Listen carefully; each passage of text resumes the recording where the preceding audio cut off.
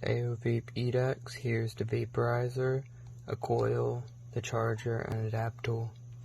To turn it on, you gotta click 5 times, and it turns on. It lights up. The different colors mean different voltages. So the blue means 3.8, and you tap 3 times to change it.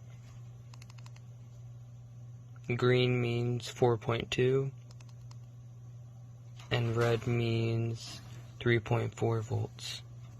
To fill, all you have to do is pop off the top, pop off this, and there's your coil. Now you load up your concentrates and put it on the coil, reassemble it, and you're ready to start toking. Double tap it to start the preheat. And it lights up, and that's when you know it's starting.